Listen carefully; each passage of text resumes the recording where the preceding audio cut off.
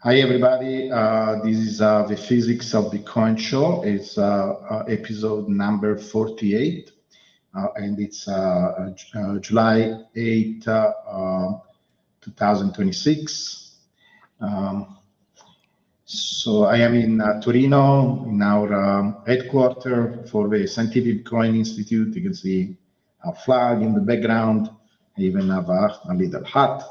By the way, this merch will also be available soon online on our website. Go to look at this website on a regular basis because it's a very nice website. We are doing a lot of things on the website.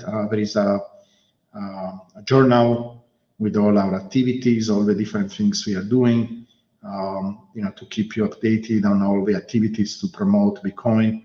My entire goal is to let people know about Bitcoin, to interact with institutions, explaining how regular Bitcoin is, the power of Bitcoin. And we don't just do at the Institute power law.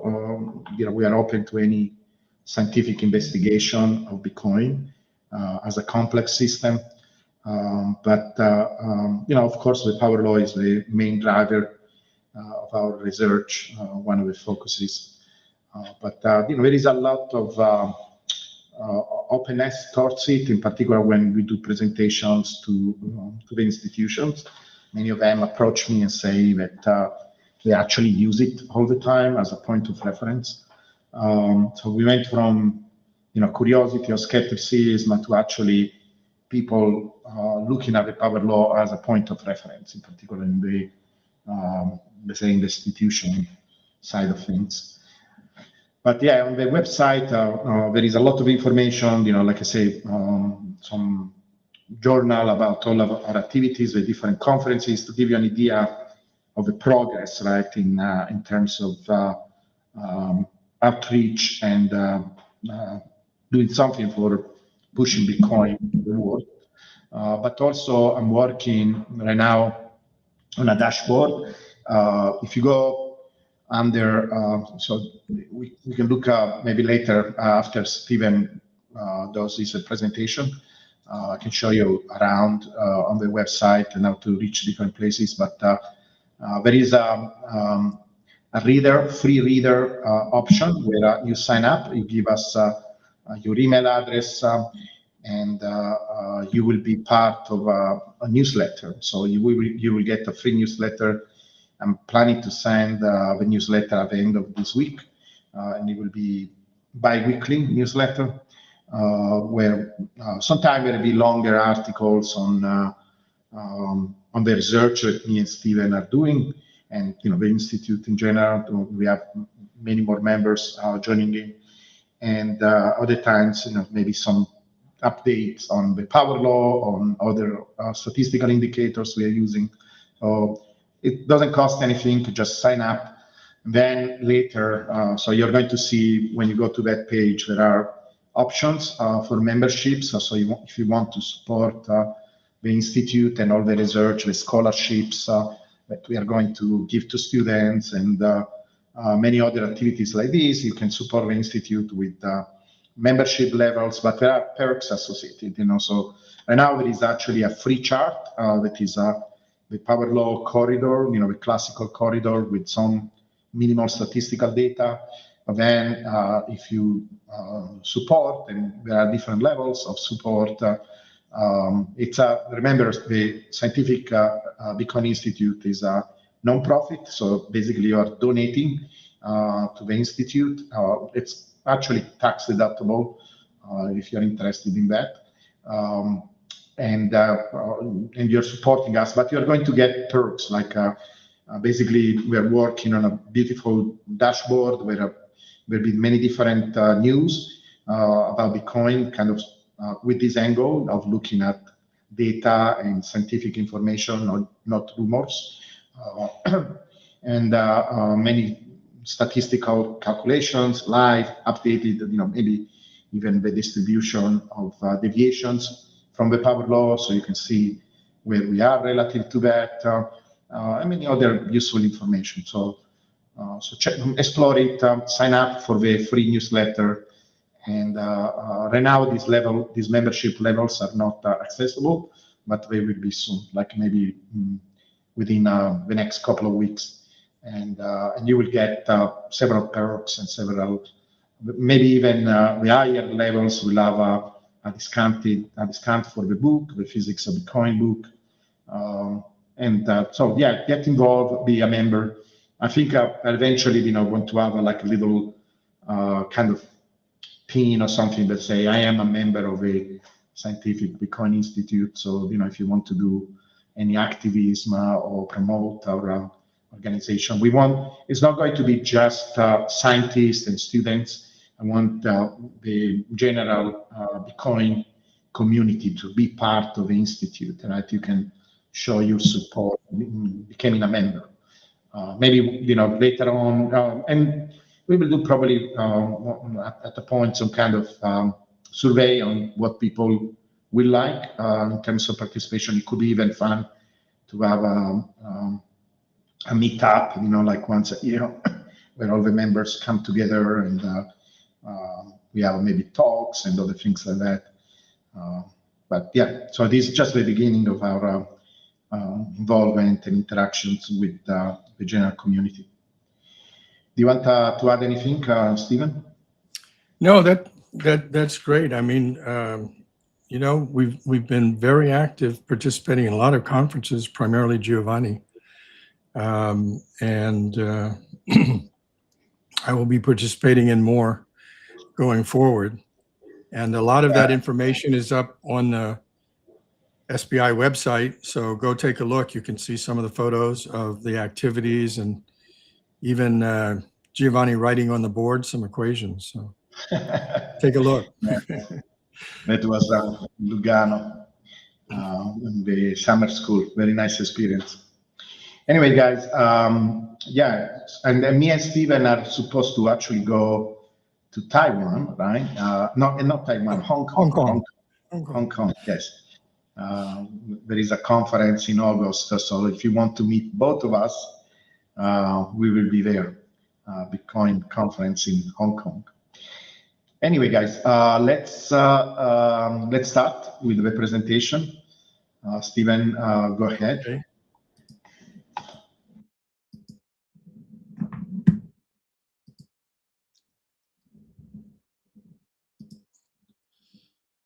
Okay, number 48. So today I want to talk mainly about realized cap, normalized to the number of Bitcoin. So effectively, this is like the last sale price on a house, right? Or the last time somebody bought a particular Bitcoin or fraction of it.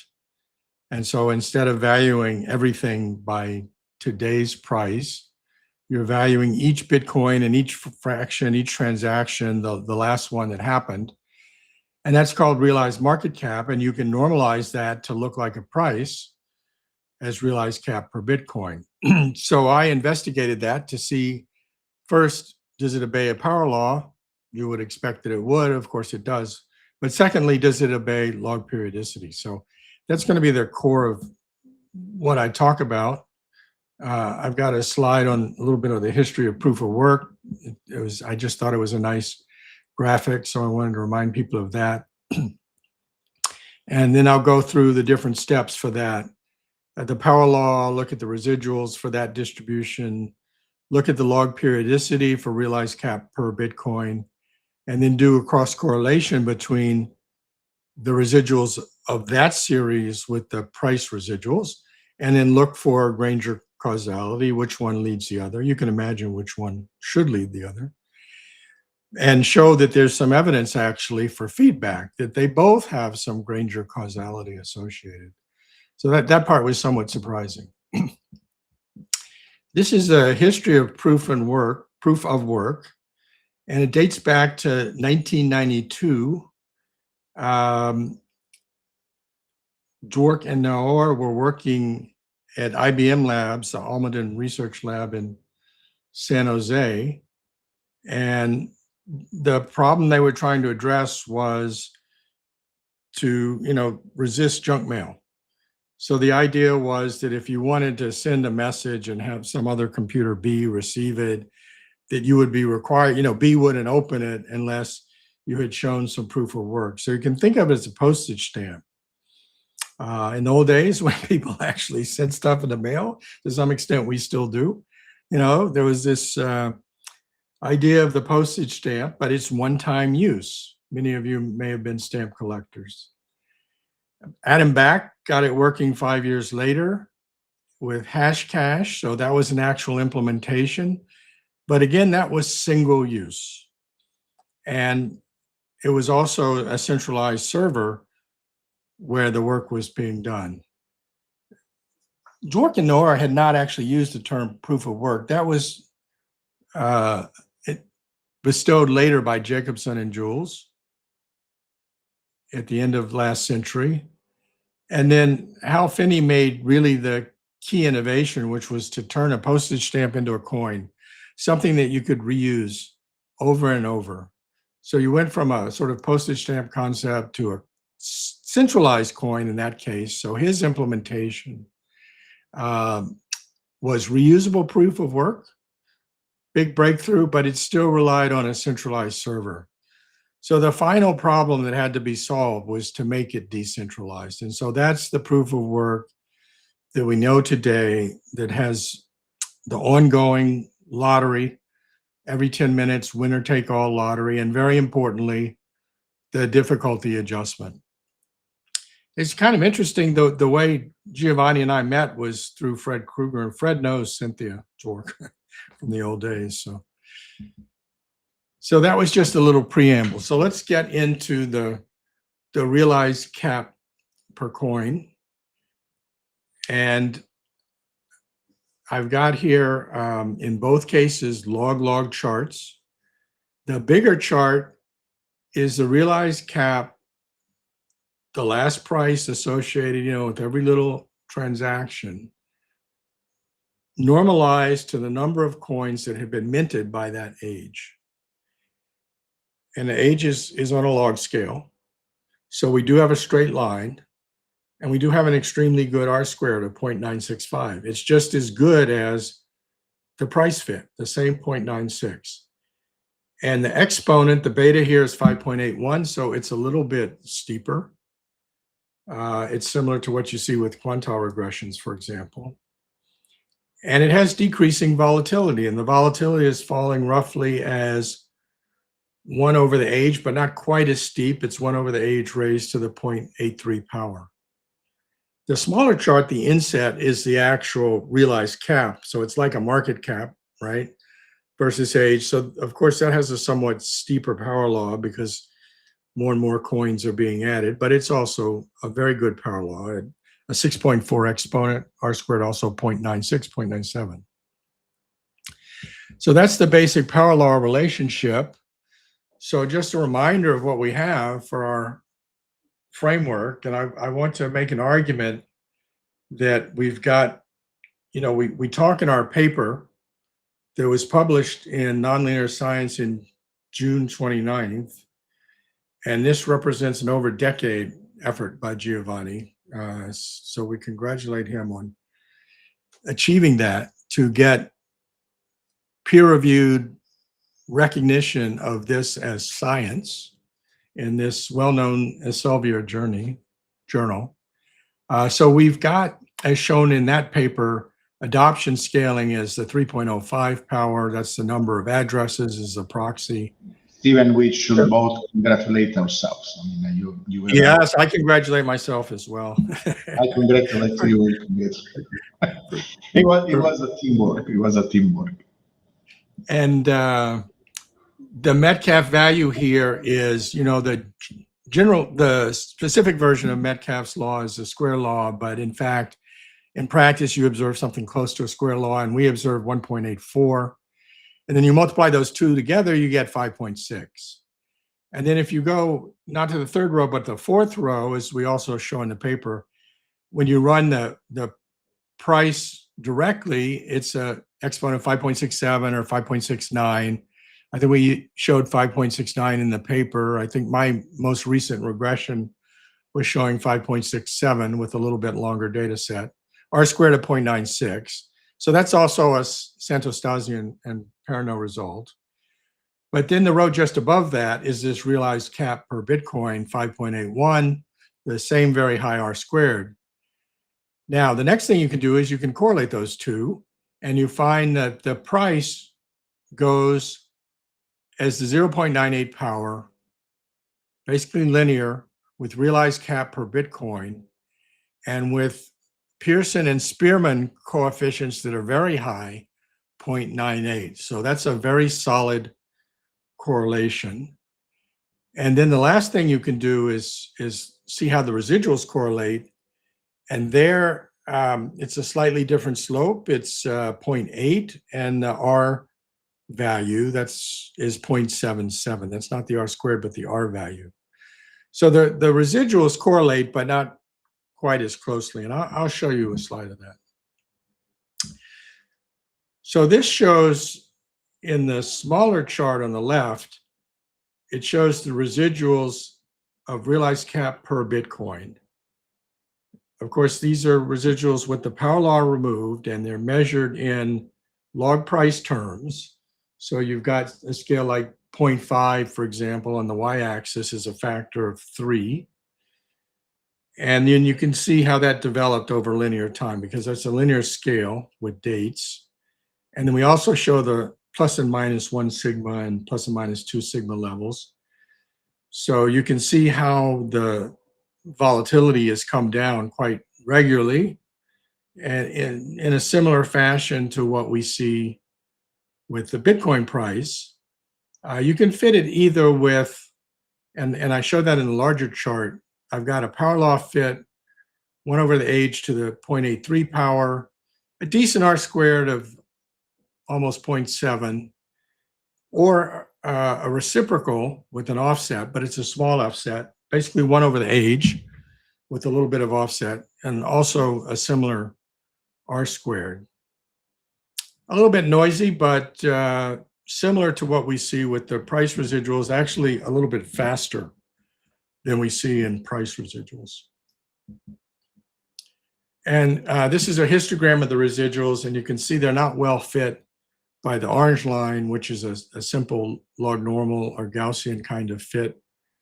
The residuals are very busy a little bit below the 0 line, down around minus 0.2.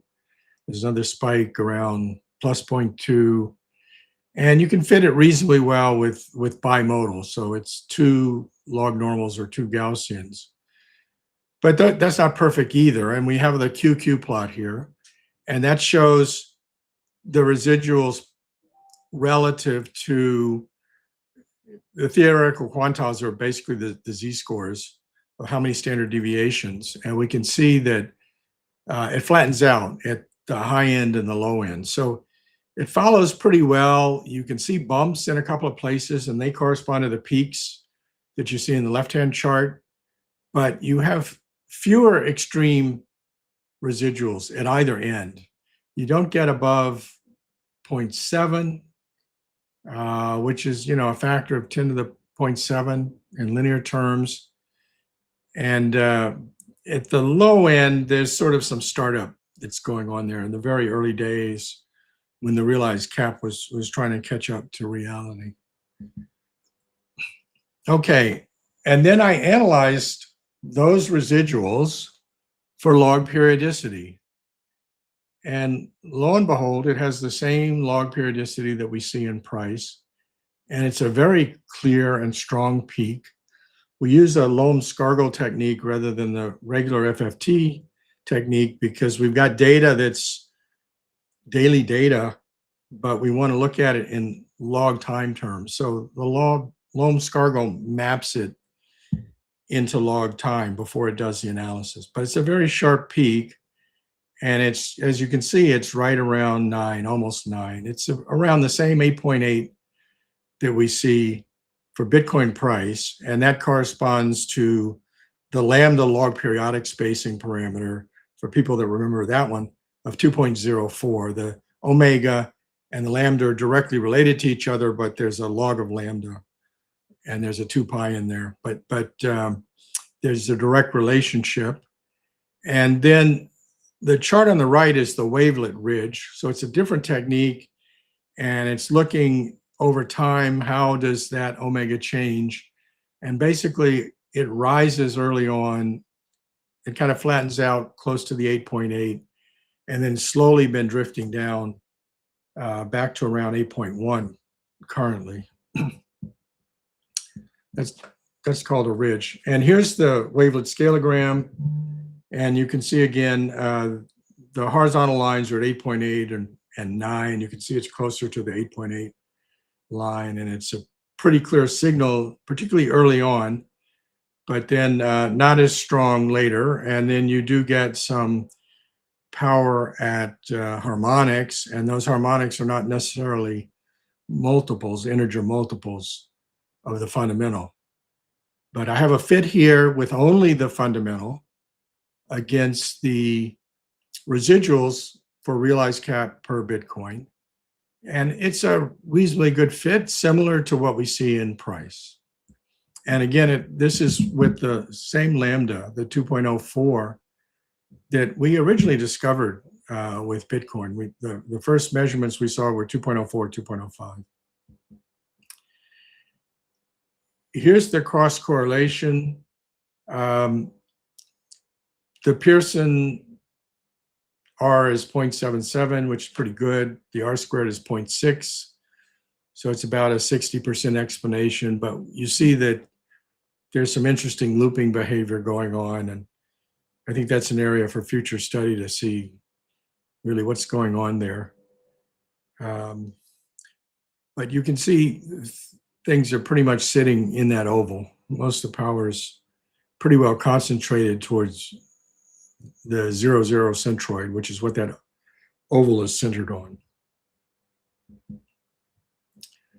And then I looked at Granger causality, both shorter term and longer term. So the larger chart is looking in days for the relative lag. So the orange line says that price leads realized cap per Bitcoin, which is what you'd expect. You'd expect the realized cap to respond. And it's very strong out, the first few days, but it continues to be quite significant because it's much above that blue dash line, which is the random probability line of 5% probability. It's much stronger than that. And actually, the y-axis is not in probability. So this is inverted from the way you sometimes see it. It's the minus log 10 of the p-value. So here, higher is better, and it's extremely high early on, and then kind of asymptotes down towards around 60 and lasts that way for 60 days. But the other thing that's interesting is that there may be some feedback going on here because RC per BTC is also better than random. And in fact, it's rising as time goes on, and it gets up to kind of 30 level, about half of what you see, at least in a logarithmic sense, relative to the Granger causality of price leading realized cap per Bitcoin. And then the smaller upper chart is measured in weeks, like 20 weeks out to 120 weeks. So that's going out more than a couple of years. And we see persistence well out past 1 year for price leading realized cap per Bitcoin. And we also see some in the sort of 20-week to 1 year space for the other direction. And so the two of these suggest that there's sort of a positive feedback interaction going on between price and realized cap. I actually have a hypothesis for that, which is, of course, price leads. People come in when the market price is rising. But realized cap, as it grows larger and larger, starts to attract new tiers of capital. Now, Apple's not that interested in Bitcoin yet, but they will be once some cap gets to $10 trillion. They'll have to be. And so we've seen a progression as we went from the earliest adopters, to hedge funds and sovereign wealth funds, and then later treasury companies and ETFs and so forth, larger and larger capital tiers. And so that may be some of what's going on. Then I looked whether there's phase coherence between the two. And actually, I found very strong coherence. Phase locking at 0.45 radian, which is 26 degrees. And so basically, if you take that gray bar that's running across and you look at the arrows that are just above and below that, they're sort of all pointing in the same direction.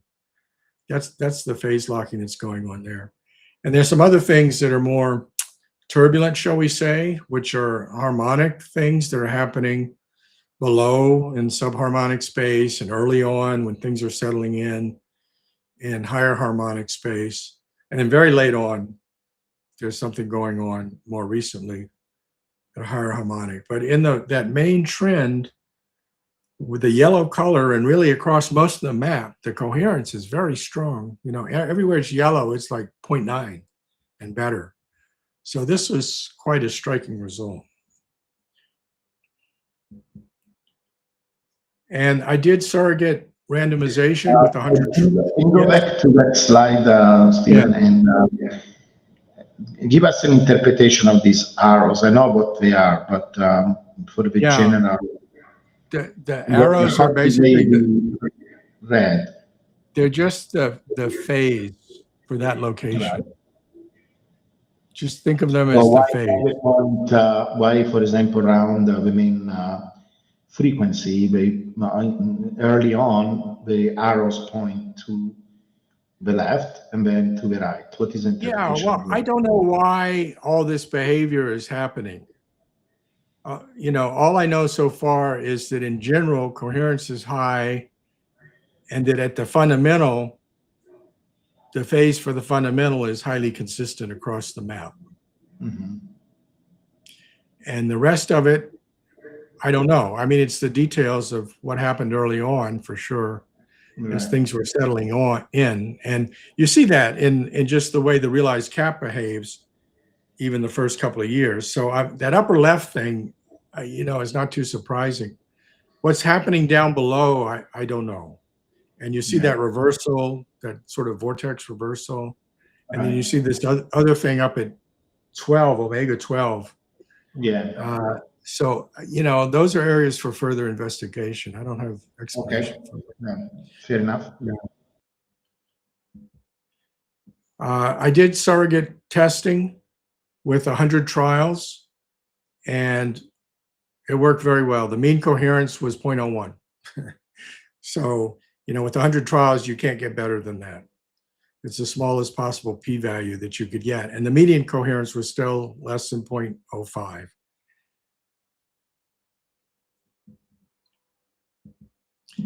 So in summary, the cross correlation, the price leads. In Granger, the price leads 1 to 60 days. But also the realized cap in Bitcoin per Bitcoin is also positive out to 40 weeks. So it suggests feedback. Price leads the oscillations. We have the same oscillatory structure. We have some phase locking going on. And so the short-term causality runs primarily from price to realized cap, but longer term, there's some statistical significance in the reverse direction and actually strengthens, at least out into intermediate times, not very long times. But it may be a slower moving variable that affects future price. And so the fact that you've also got this phase locking, all of those together are pointing to what may be a feedback system. Okay, and there's your suggested reading, the paper that you can find the link on our website, and Giovanni's book if you haven't read it or received it yet. Thank you.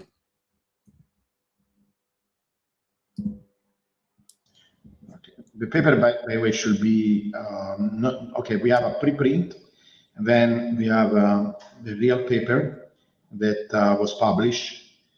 The journal is called Nonlinear Science. The publisher is Elsevier. It is a pretty famous scientific publishing company. the paper should be Open free access. for the public, because we're actually going to pay, I didn't pay yet, but they charge us $2,000 to make it public, and that is one of the things that we want to do as a scientific organization, public entity. We want to avoid things, to be behind the paywall. So I'm going to double check and make sure there is no misunderstanding with that, because there was an option. You could avoid to pay the $2,000 and then allowing the company to make money out of it by by asking people to pay for it. And sometimes you have to pay like $35 for if you want to download some of these scientific papers. Is the usual price that you have to pay. But we wanted to make it available and open source. So we double check that. So some people told me it was behind the paywall. So if it because the final paper, first of all, it's nice to have the final paper as it is published, and then there were some modifications. Basically, the reviewers asked us to do a couple of things. One was it was not there in the paper initially. We did this test many times, but I thought that the other tests were kind of a generalization of this particular test, but they wanted explicitly us to do just 50% of the data, fix all the variables, like the slope, for example, of the power law, and then make a prediction. And the test of a prediction was that basically the price was contained within a certain band, right? Maybe like 2 sigma. And in fact, that was the case. Most of the price, like 90% of the price, was within 2 sigma of a power law. And that was considered a prediction good enough, right? Eventually, I want to have a series of lectures on our website, like systematic lecture, explaining all these concepts, because there are here and there in our posts, in our shows, but I want to basically walk through, mostly for people that maybe took a stat class, or maybe they never took a stat class, because there is a lot of confusions on these ideas, right? On what is considered a good prediction, because many times people say, well, what do I make of a prediction? Sorry for this. I apologize.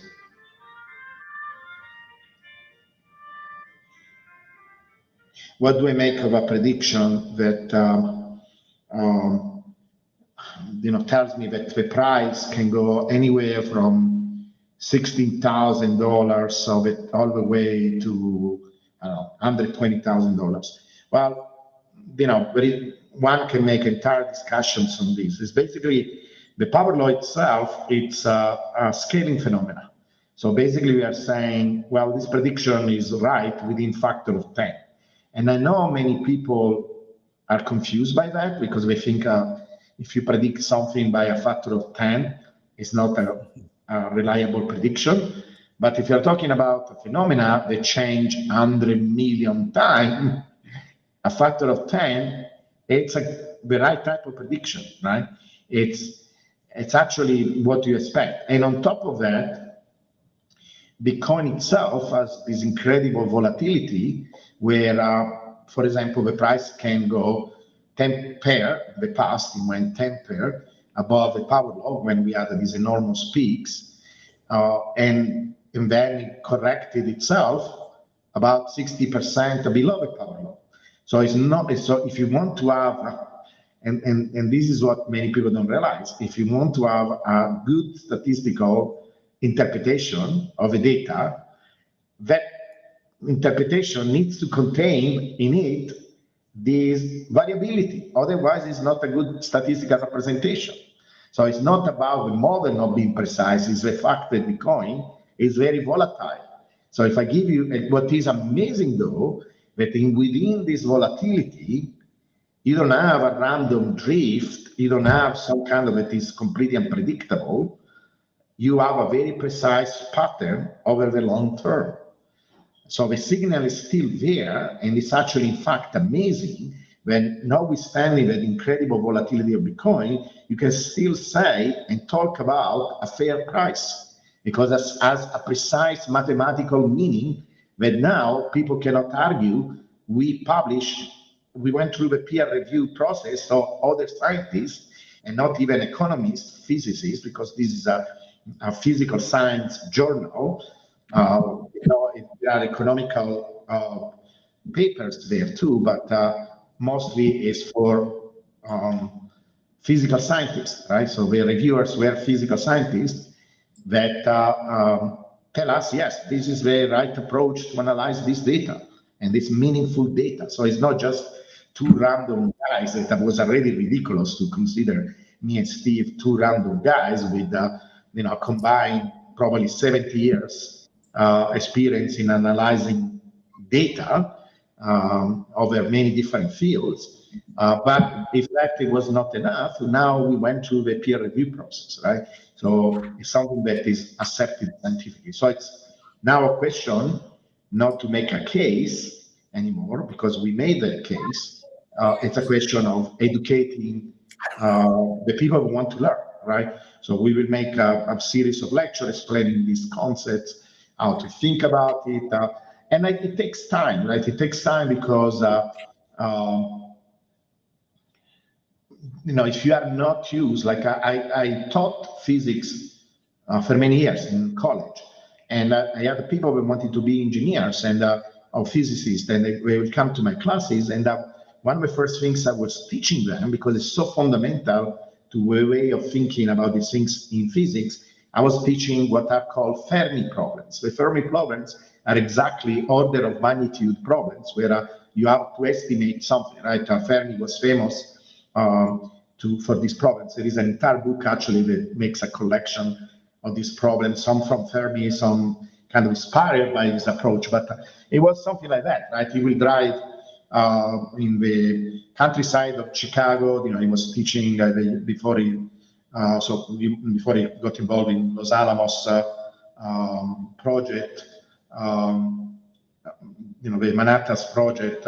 He was teaching at the University of Chicago, and he will be with his students, maybe going to some activity or whatever, conference or whatever, and he will go to a field and he will say, guys, estimate how many rabbits there are in 10 miles by 10 miles square, right?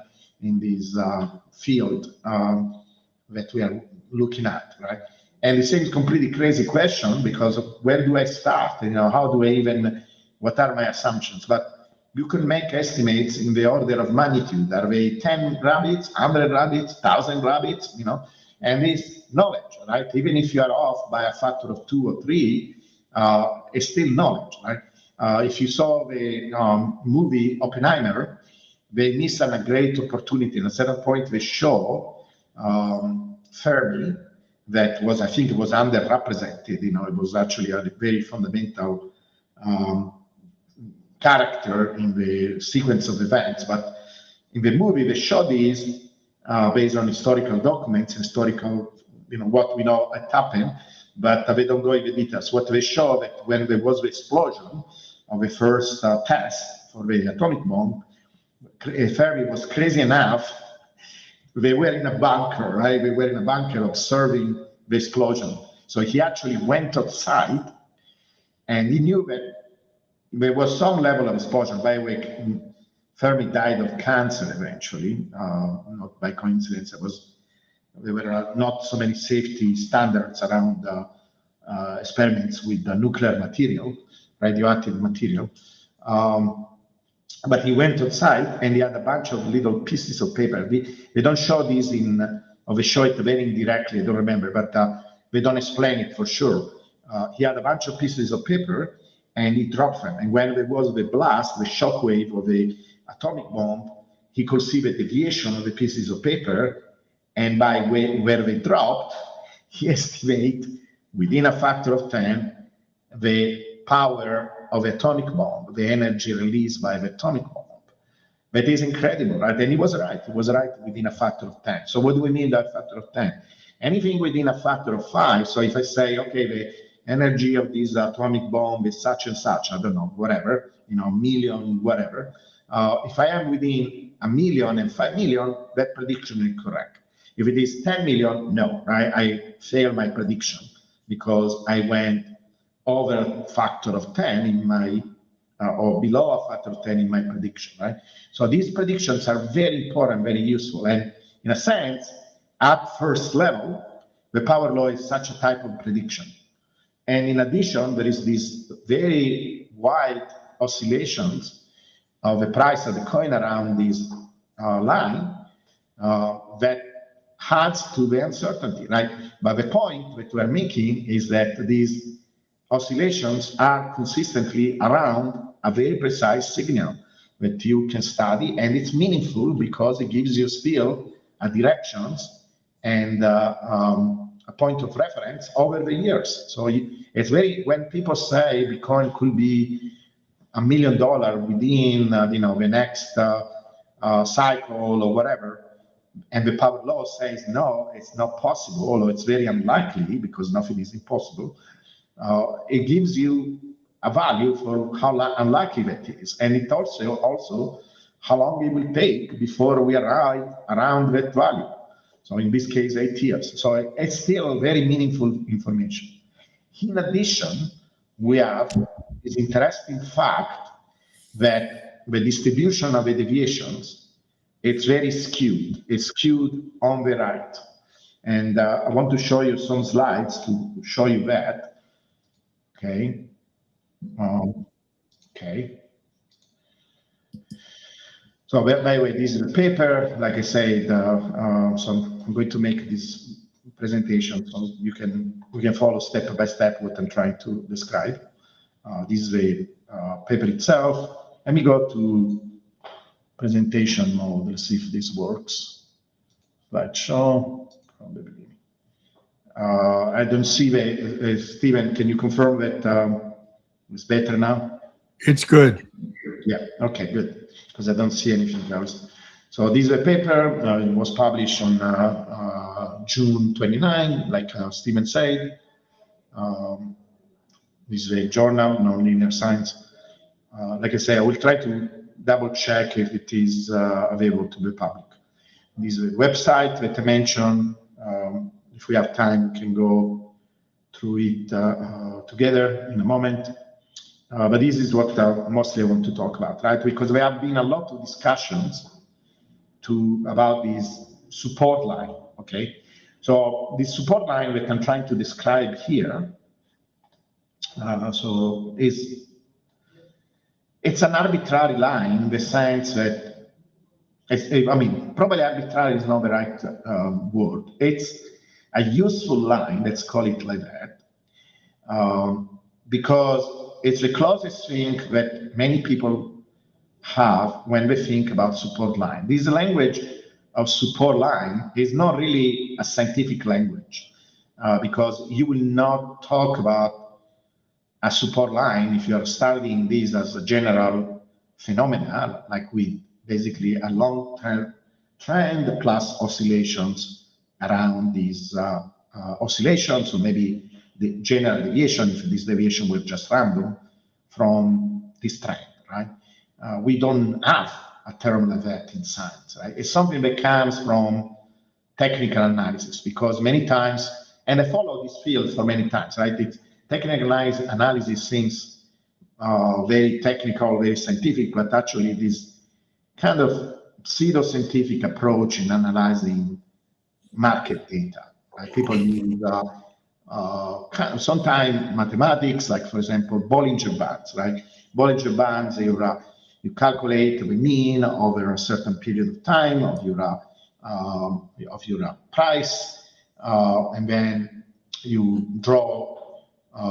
It can be 1 sigma or 2 sigma deviations, right? And all these, again, when we are going to make the classes, we can define it better. I can show you how to calculate them, how to use AI to calculate them, etc.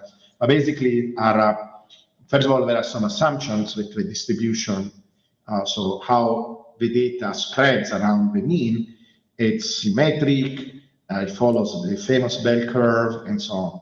Now you can remove that assumption and make it more specific to the data, but the majority of the time there is this assumption, right? But the Bollinger Bands are among the most scientific of these tools that technical analysis uses most of the time. And I know because I actually went to follow several individuals with huge big followings online that use these approaches all the time. And to me, it seemed very arbitrary. Sometimes they take, 2 points where maybe the price reach in the recent times, and then they draw, literally they draw by hand a line between 2 points, and they say, hey, this is a support line because basically we reached these levels in the last few months, and so if we revisit this price, the price will bounce from that because we didn't go lower than that. It's completely arbitrary. People study these things. Actually, there are studies where people went back and kind of follow the rules that some of these analysts use, and we found out that they are no better than just chance. And so a lot of people that that do this technical analysis, they seem to be right when they are right, because we remember, it's almost a psychological thing. We remember when they are right. Oh, they were right, and often we forget when they were wrong, right? So there is no systematic approach based on math. It's mostly like, okay, yeah, this seems to be right at buy high, etc. Right? So we are trying to reproduce something like that, like a line that seems to be consistent in terms of the deviation of the price. But you have to understand it. If this is not like a magical line that cannot be ever crossed, this is such a misunderstanding. It's useful because we like kind of by high finding some kind of a line, right, that gives us kind of almost an intuitive understanding of where the price can deviate at most. But you have to understand, if you focus on science and not superstition, then you have to use the language of science. So these lines is not something that cannot be violated, okay? It's the closest thing to this, a concept of a support line.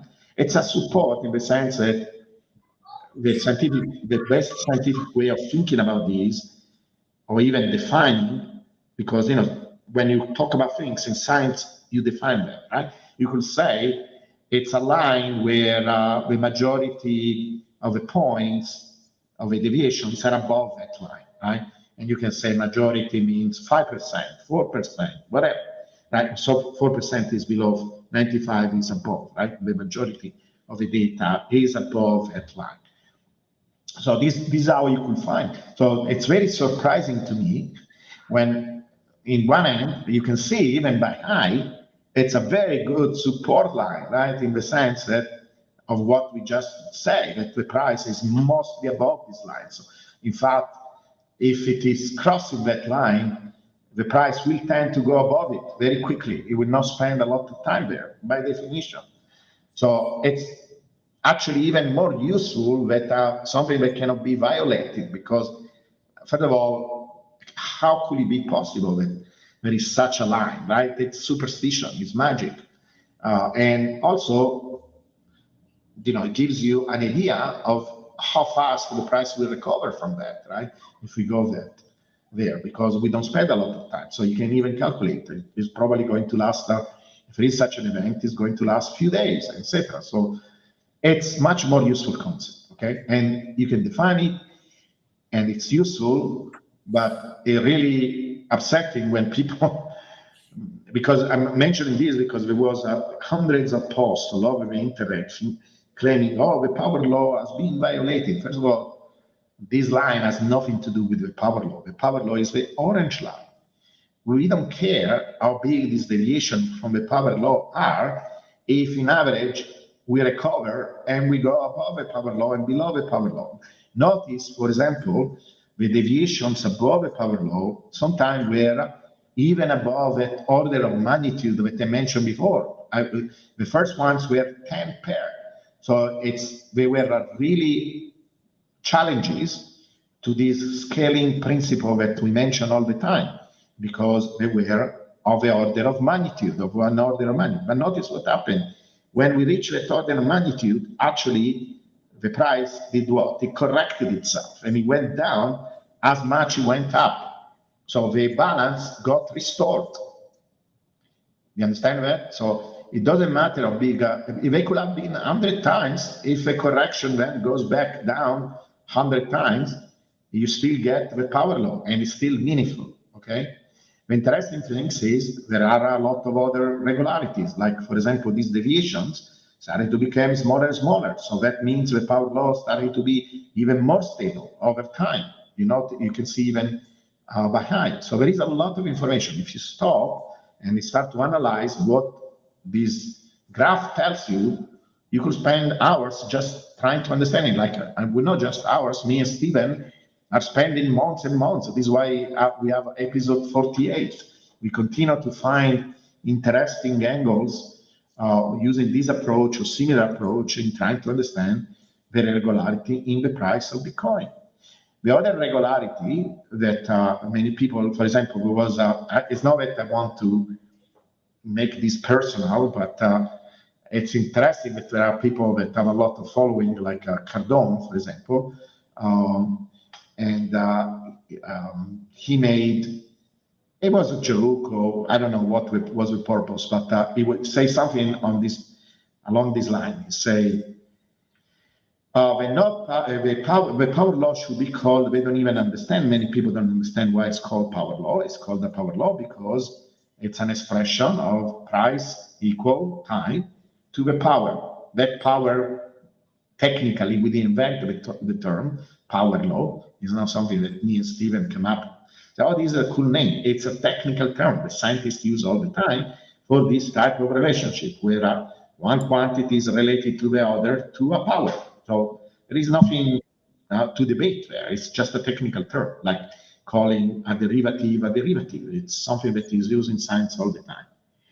But so he was making the observation that most of the time we are below the power law.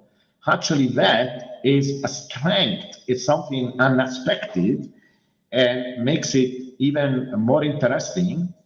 It's an additional regularity, not of the power law concept, because the power law concept, in theory, should say, well, the oscillations are equally distributed above and below. It doesn't happen. It's actually, in a moment, I will show you all the distribution. Distribution means you make a graph of how many events there are of a certain type versus the size of the event, and you get some kind of a curve, right? From the shape of the curve, you can deduce a bunch of things. If you do it with heights of people, the distribution is symmetric around an average.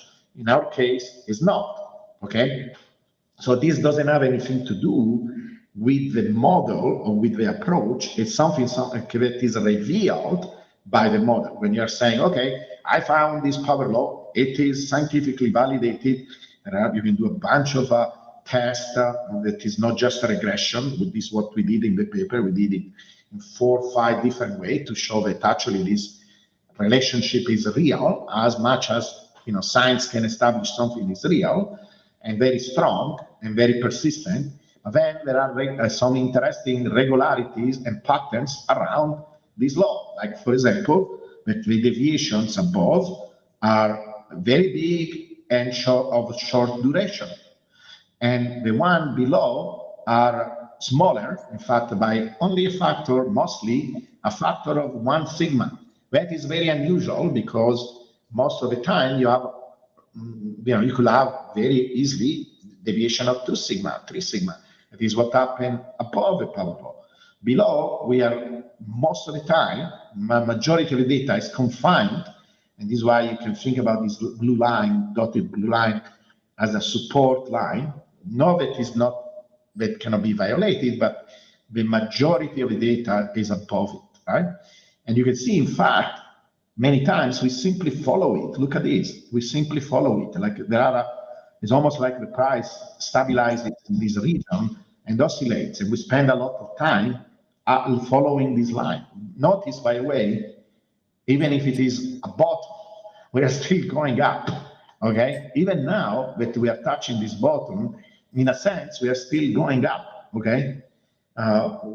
It doesn't look like, because the going up is relatively slow, but we are still going up. We are still following the power law, okay? And so actually, like I was saying, this is a strength.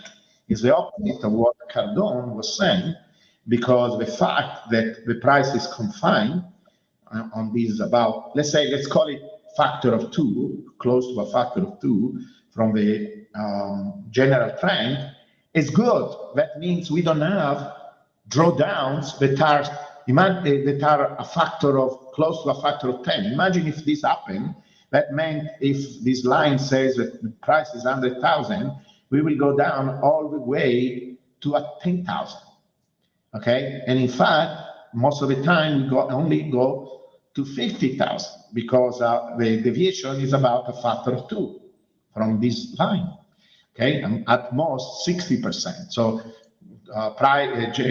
orange line say 100,000, we explore the 40,000 level. Okay, that sounds crazy, sounds terrible, but it's actually nothing when you are discussing a phenomena that has to do with order of magnitude that grew by a factor of 100 million over time. Okay, factor of 2 is nothing. You can round it. In fact, you can say, and I know many people don't like this because they are not used, but that is what I was teaching when I was teaching this order of magnitude phenomena. You round it to the biggest factor close, right? So 40,000 is basically 100,000. There is no difference when you're thinking order of magnitude. And we know that from an intuitive point of view, as Bitcoiners, and this is why we stand and we hodl, even when there are these huge big corrections. If you think linearly, they are huge, but if you're thinking logarithmically, they are not. And we do it, and our mind rebels because it looks like a difficult thing to do, and we suffer, because we think part of us, right, honestly, thinks that it could crash to zero, right?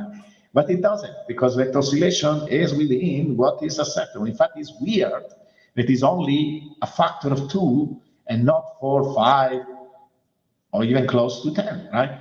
It could be much worse. And if this oscillation were symmetric, like they were for, like as big as these peaks, then the price will go all the way down to, right now, for example, it says 130, something like that, right? That is the orange line. It will be allowed to go all the way to 13,000, and we are not, So that is actually a strength. It's the opposite. So obviously, because these deviations are smaller, to balance this huge big deviation above, we need to spend more time in this deviation, right? So you're balancing by more of these small events that are balancing the large big deviations above it, okay? So I hope this is clear and most people follow what I'm saying, okay?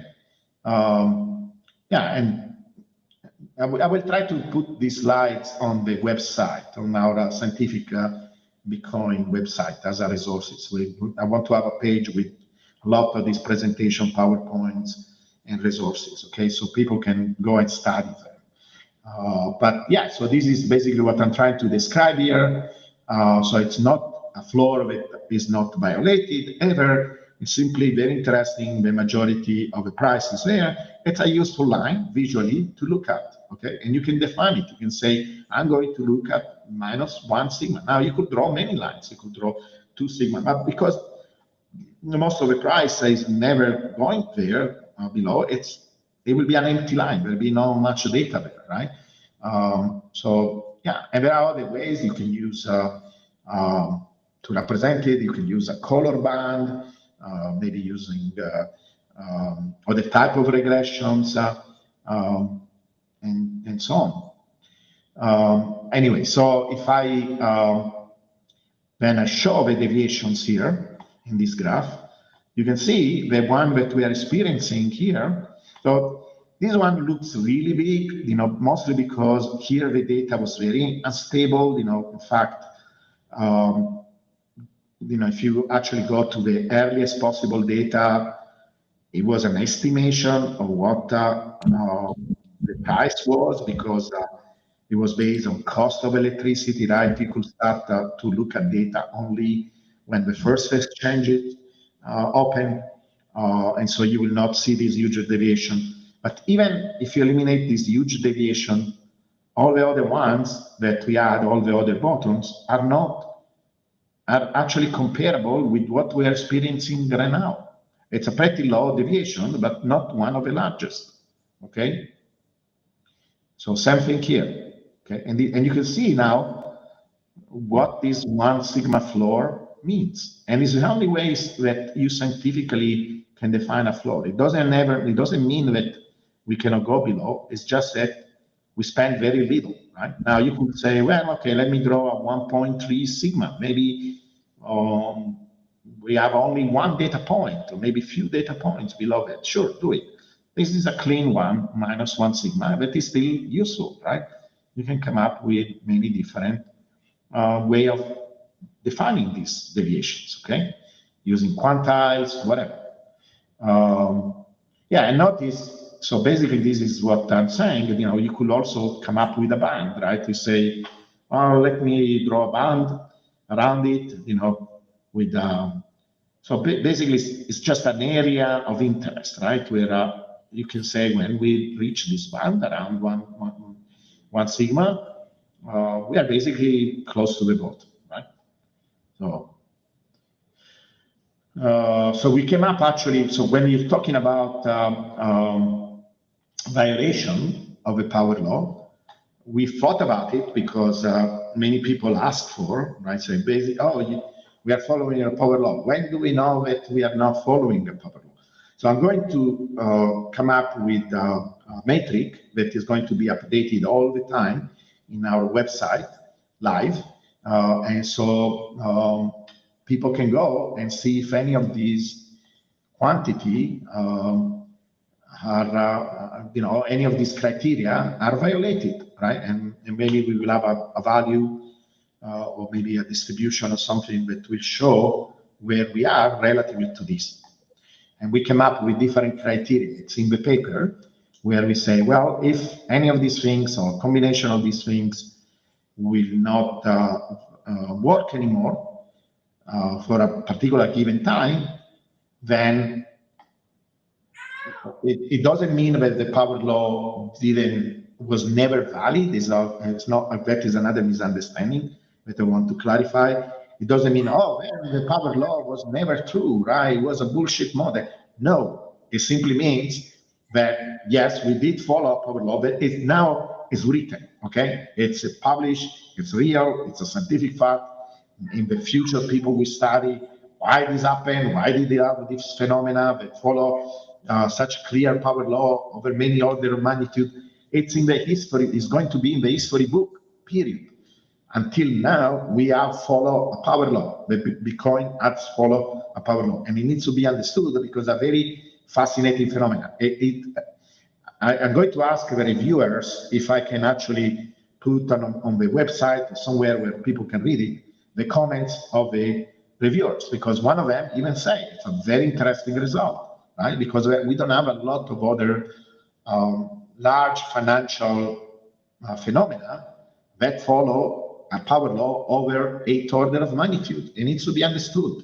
What made it behave in such a regular way? Where the forces or mechanism that made it happen? It's all a scientific topic. So even if today the power law breaks, okay, but it's not going to break, it is going to take a long time before we actually see a scientifically validated deviation from the power law.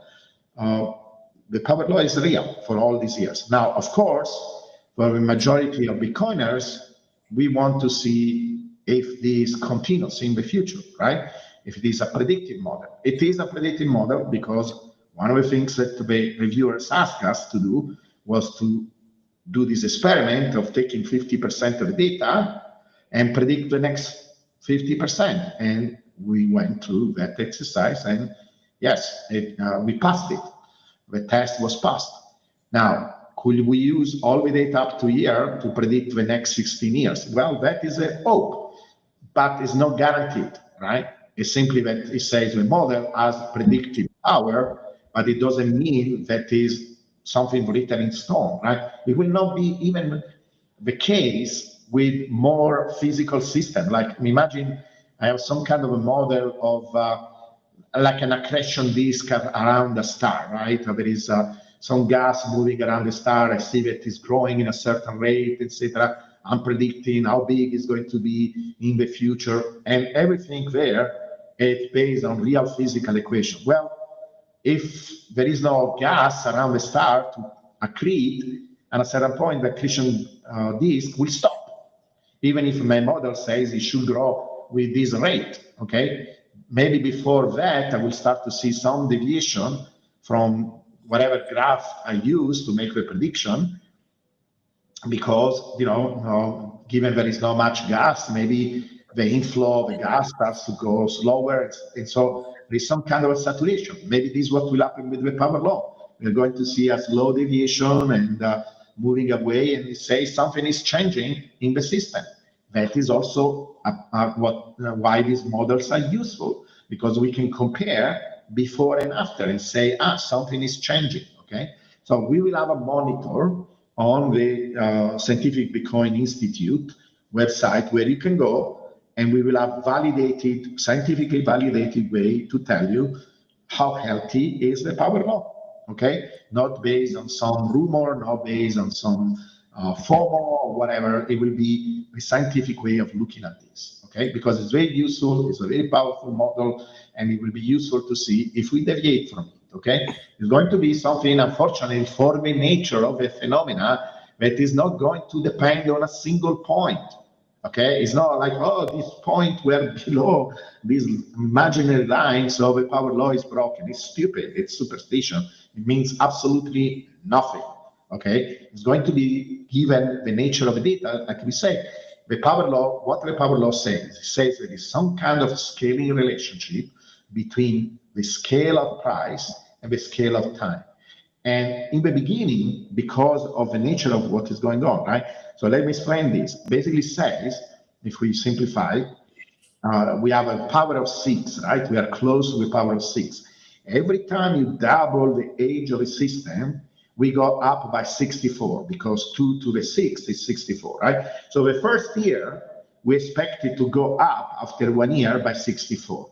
Then you needed to wait 2 years, right? Because now the system is 2 years old to get to 64, and so on, right? After 10 years, you had to wait 10 years for that 64. So this is the time that it says, as the system matures, the relevant time scales grow, and they are in the order of the age of the system. So what is this age of the system right now? Basically 17 years. Now, do we need to wait 17 years to tell that the power law is broken? Not necessarily. Probably few years will be enough, but no more, less than that. I'm sorry. Okay. Yeah, not less than that. So, Steve, and you can interrupt me. Not less than that. It's going to take at least half the current age. So yeah, and that has nothing to do with the weakness of a model. It will be a wrong model if I will tell you, well, within 5 days, we can tell you that something is wrong.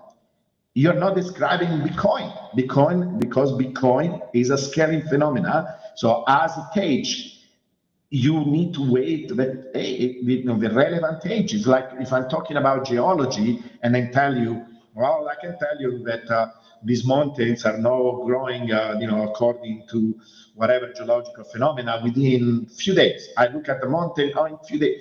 You know that I am a crackpot because nobody can tell the evolution of a mountain within few days, okay?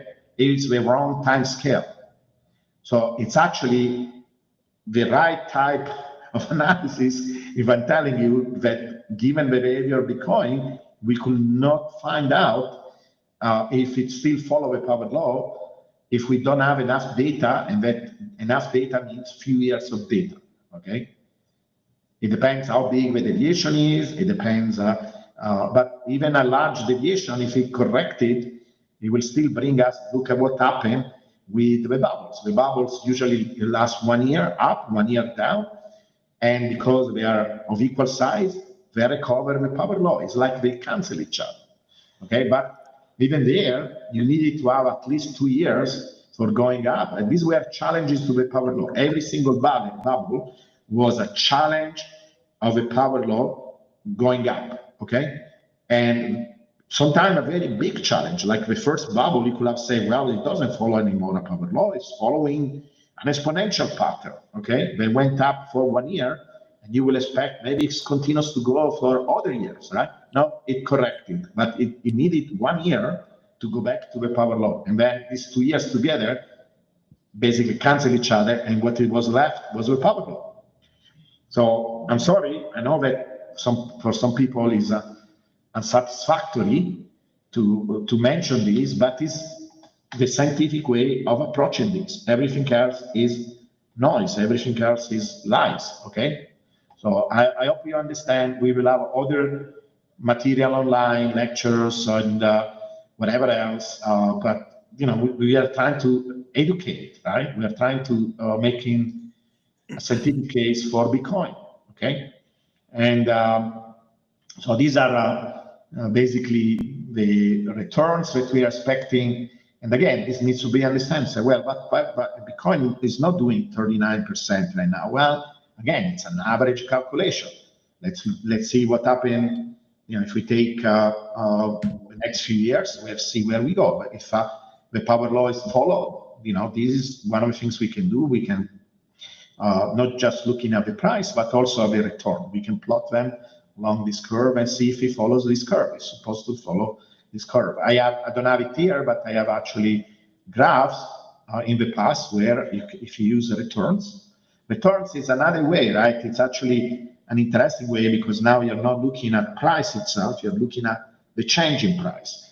So the power law, if you're looking at the change in price, in that case the median, because they have such big and not symmetric changes in the price, if you're looking at the median of the returns of every year on a moving window, it almost perfectly follows the theoretical one.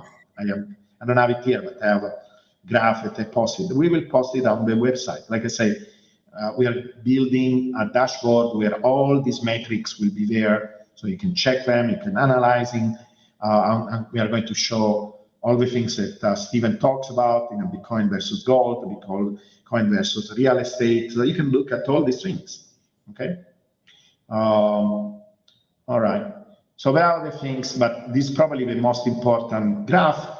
This is what I was discussing before. So if you are looking at the orange line, that is the trend, and then you're defining. So let me explain this how this graph works, right? So I'm looking at this quantity called sigma. So basically, sigma is defined as you take the difference, between the price, in this case, relatively. So basically, the price given by the power law. Then you're looking at the real price. You're taking the difference. You're taking the square because some deviations will be positive, some deviation will be negative, and if you take the square, you're just looking at the size of the deviation, right? Not the sign. And then you take the square root to eliminate basically the square, right? So and bring it back to not a quadratic quantity but a linear quantity, right? And then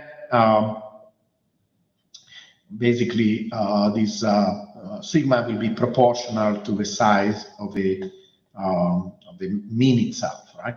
And so you're talking about 1 sigma, 2 sigma, 3 sigmas, and so on. There is a statistical meaning behind this. Basically, if this distribution was symmetric, and so what is called normal distribution of Gaussian, 1 sigma roughly correspond to 65% of the data. If you go both sides, minus 1 sigma and plus 1 sigma.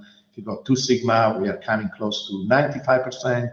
And then 3 sigma is what, 99%? I don't remember. Yeah, I think it's over 99, I think. 99 and so on. 8.5%. Sigma 99, and we are adding more and more decimal places as you go to farther and farther away sigmas, right? But you see here, it's not completely correct to say it is only 65. We will have to identify to calculate this because it's a weird distribution, right? And Stephen and I went back and forth. We say, not back and forth, we went deeper. For example, we say, well, it's really probably two distributions, one below and one above. But you can simplify and say that there is actually, like I did here, instead of, because you see here, this looks almost like a second peak, right? So you could do a better job and more sophisticated and say there are really two distributions. If you want to simplify, you can say that this red one, it's like if you go naive and say, because you can fit anything, right? Say, I want to fit a Gaussian to this. Well, okay, the computer gives you how the Gaussian will look like. Like Gaussian is this bell curve. It will look like this. And you see that it doesn't do a very good job because the distribution is not symmetric, right? It's not equal below and above zero. It's there is more of these beans. These are called beans, right? Beans means data between one value and another value, one value and another value, right? This is how you create this called an histogram. So you have here density in this case means if you sum all the data and then you divide it by how much data there is in that little bean, right? And so it's a kind of density, it's called a density distribution. But basically, from an intuitive point of view, right? You see, this is what Cardone was saying. We are spending more time. There's more data points below. But this is a good thing because you see how the deviations are not that large, right? They kind of, this -1 sigma seems to be almost like a barrier.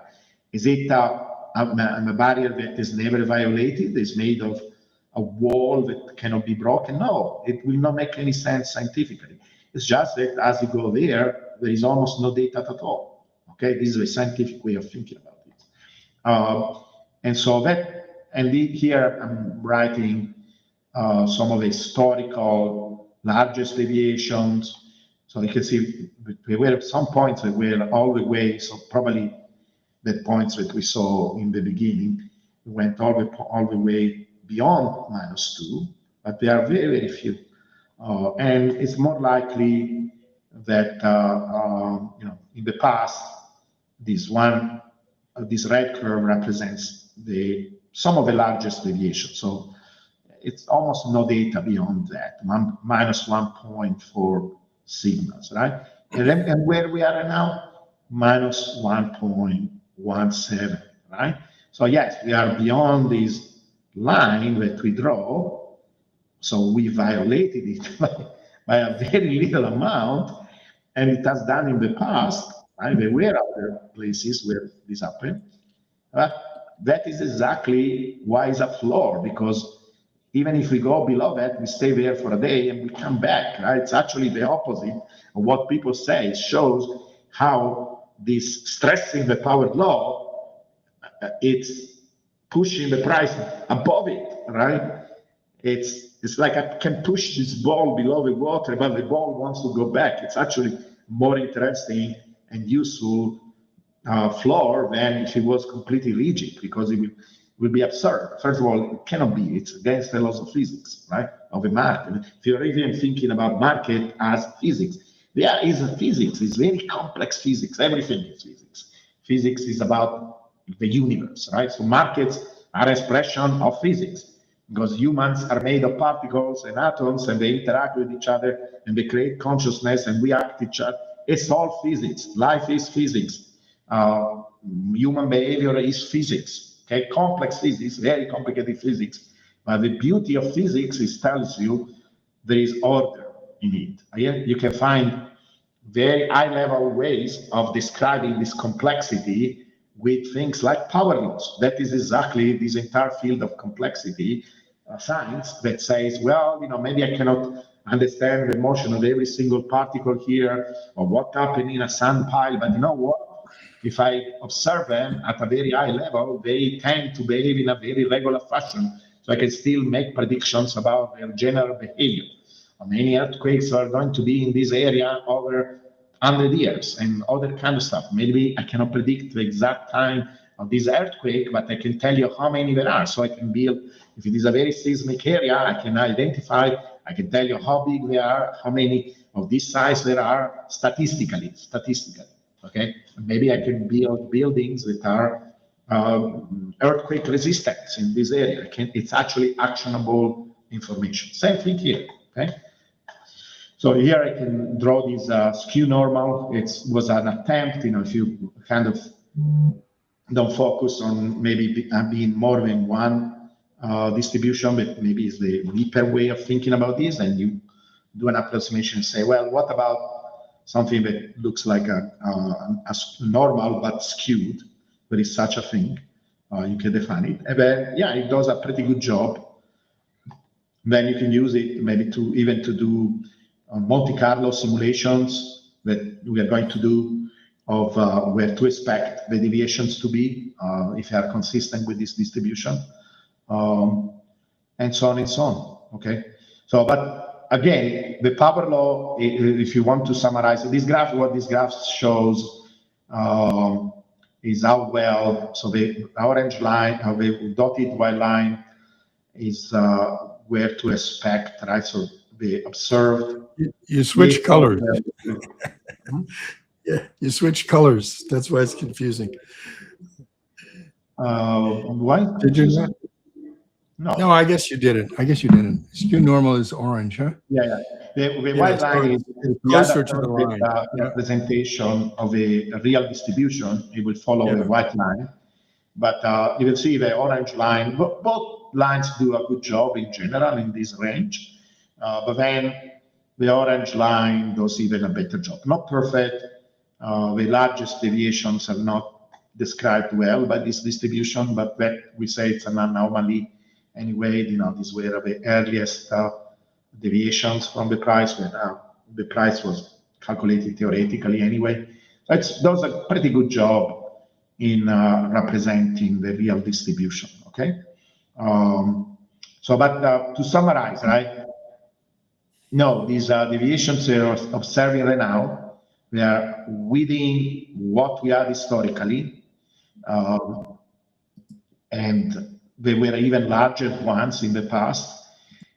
And it's not, if anything, the fact that actually, and we have observed this in the last few days, that every time we go even a little bit farther than this minus 1.7 sigma and so on, because this is kind of an average, let's say we go 1.2, 1.23, we go back, right? And it does happen over and over and over in the last several months.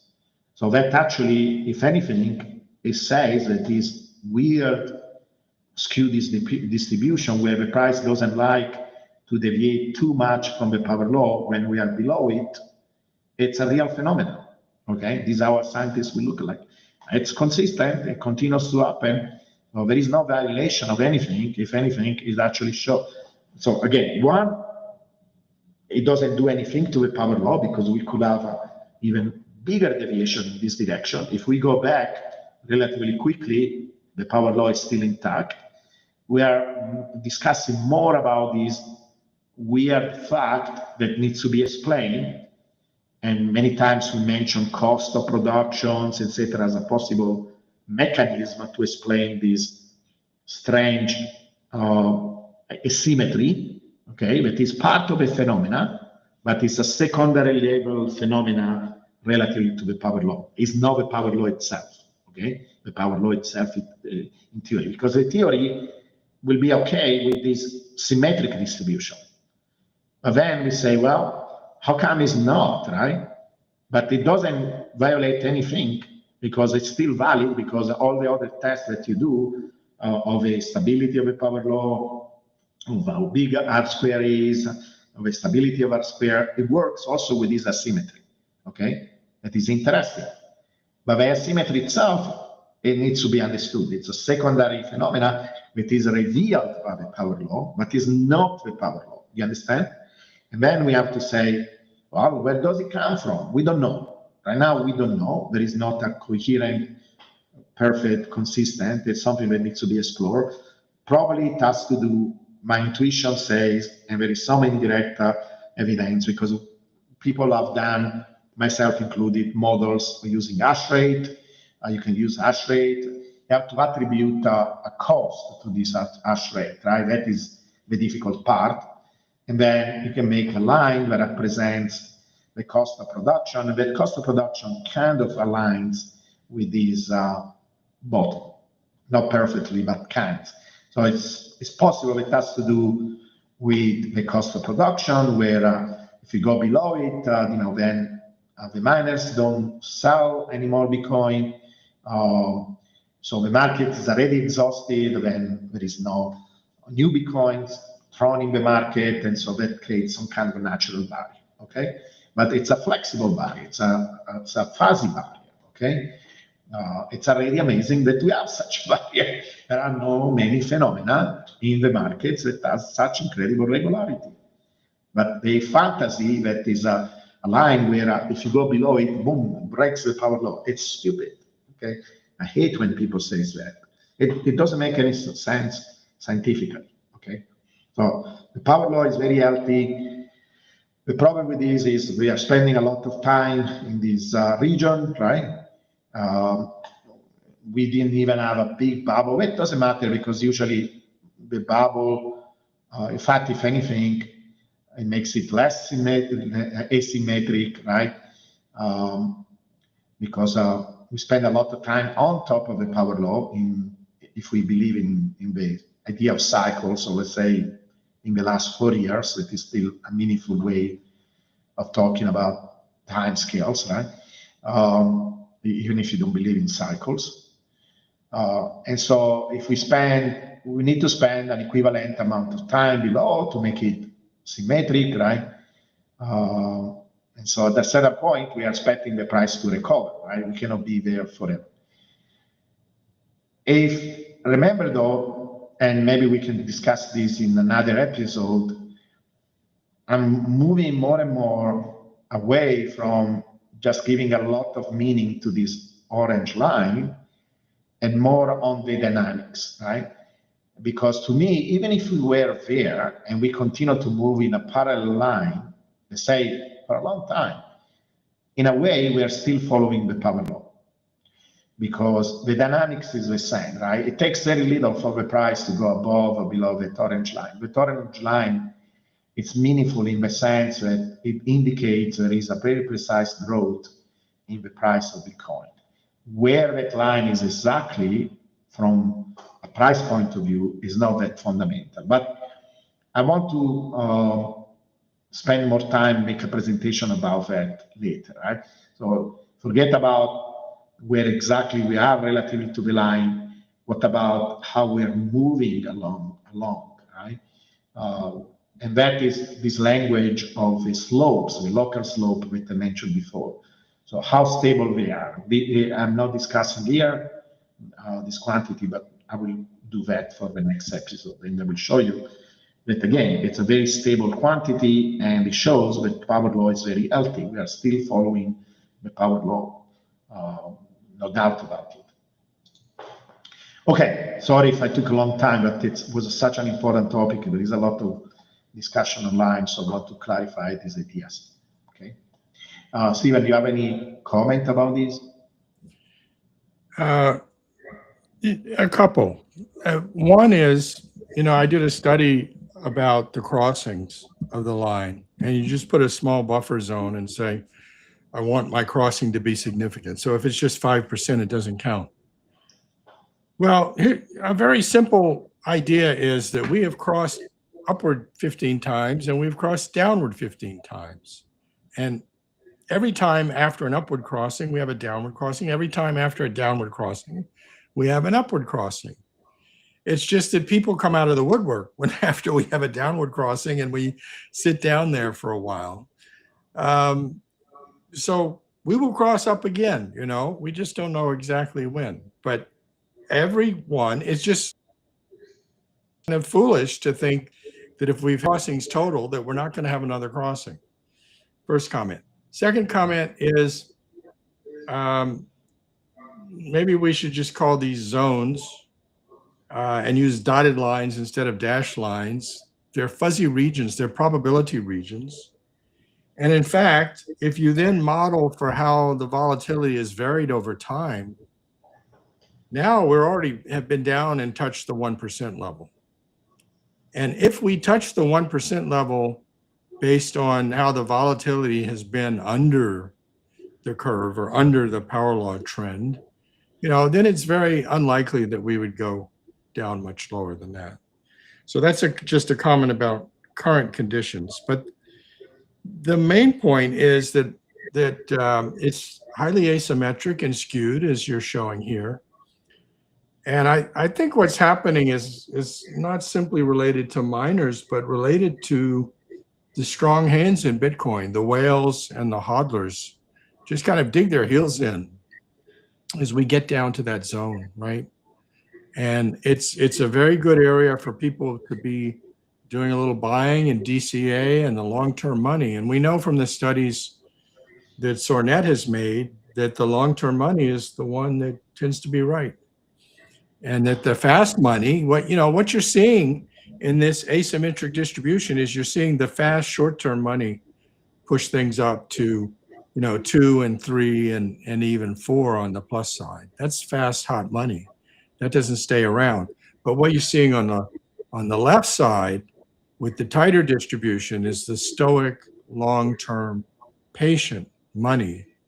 And that applies to some of the institutional money as well. Not necessarily the ETFs that are retail driven, but the longer-term institutional money that's going into sovereign wealth funds and treasury companies and even some national government reserves and pension funds, money like that. Yeah, very good. Yeah, I love all these. And so all these needs to be written down. We will have I will try to post these slides on our website, and we will discuss this in future newsletters, etc. Because I think there is a really need for kind of solid discussions, based on data, based on rationality, etc. on these things. But let's look at some of the questions. We have another meeting in a few minutes, Giovanni. Yeah, it's what time is it? Okay. It's in 7 minutes. Let's spend a couple of minutes on the question and then we can conclude. Yes, exactly. So this is what we mentioned in the discussion, in my presentation. The power law didn't fail, like I actually discussed in my presentation. If anything, it's stronger than ever. Of course, like I say, we are below the power law. We are expecting to go above it, or at least to follow a parallel path to the power law. We will see if this continues, but so far the power law is stronger than ever. It's the opposite. It's probably people that don't understand it, they use it to create FOMO because maybe they like the price to go down so they can buy a cheaper price, or maybe they are shorting Bitcoin. So don't listen. It's one of the reasons we created the Scientific Bitcoin Institute, because I want a group of scientists preparing documents, creating charts, and you can go there and avoid all the FOMO and get real information. Okay.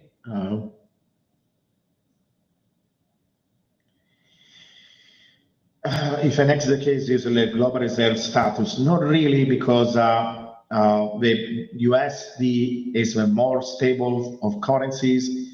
The power law is about how we relate to fiat. So I don't understand what people want to. If we plotted Bitcoin as a function of Bitcoin, it will be a flat line. There'll be nothing to discuss about, right? One Bitcoin equal Bitcoin is a triviality, because also I know what the sentiment behind it is, but there are a lot of memes like that are good as a meme, but as a scientific statements, they are worthless, right? Because also one USD is one USD, right? Anything, it's a silly thing. The entire idea is that the USD, it's a pretty stable currency relatively to any other currency. And we want to measure anyway. The power law is about how Bitcoin relates to that currency.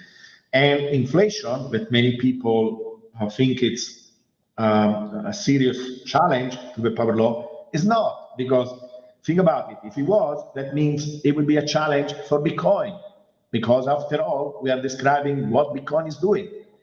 And so the intuition behind that is if you have a phenomena that changes by factor of 10, and we properly describe that change, then inflation cannot challenge it, because inflation, it's a serious thing, it impacts our lives, but it doesn't impact Bitcoin because it changes by few factors, right? Factor of 2 at most over several years. And Bitcoin is a scaling phenomenon. It changes by factor of 10.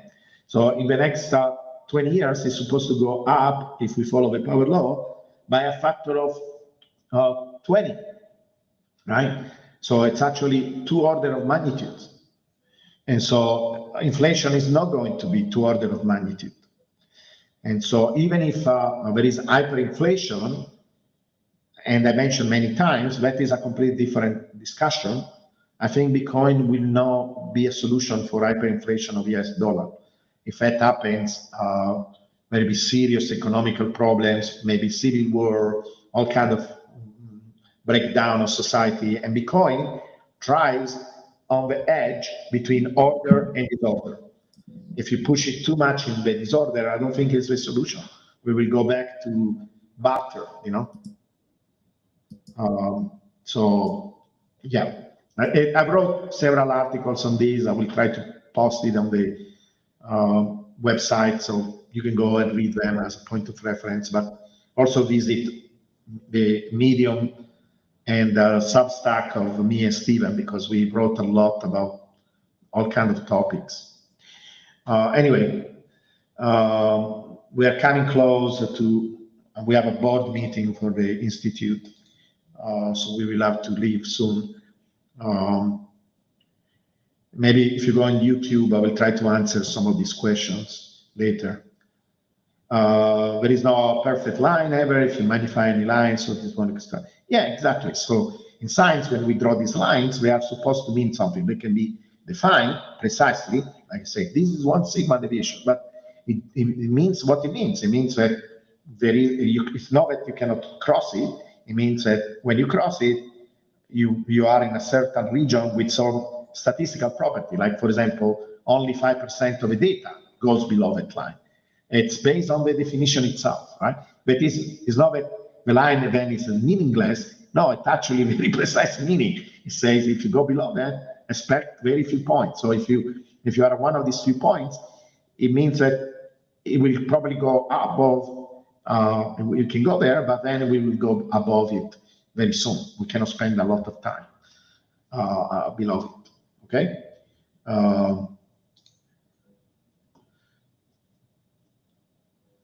Yes, we are reading it. We usually respond at the end.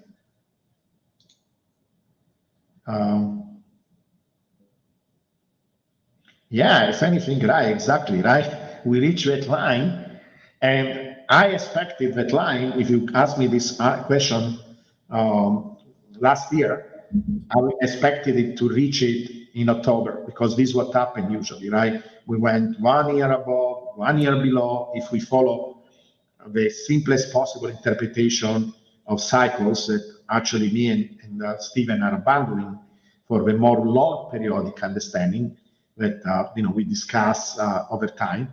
Maybe the next episode we can revise and see where we are in this log periodic interpretation of the oscillations. But if you stick with the 4 years simple interpretation, I expected to go there in October, because that is what we did in the past. 1 year up, 1 year up, 1 year down, and it will have taken about October to reach. But yeah, we reached it earlier, but when we reached it, we bounced off from it, okay? And so it's really interesting. It's surprising. It's even surprising me, because, like I say, it's an additional phenomena above the power law itself. I don't know. Okay. Listen, we need to go to the meeting. What I will do, I will go to YouTube and I will answer these comments, okay? We want to answer all the comments, all the useful comments. So we'll answer them in YouTube. So watch the video on YouTube. It's both the Scientific Institute website, then my personal website, Quantonomy YouTube channel. And I will take some time to answer all of the questions that we didn't answer, okay? Thank you so much for the question. All right, we will end here because we have another meeting coming. Thank you so much, guys. Hopefully this has been useful, all right?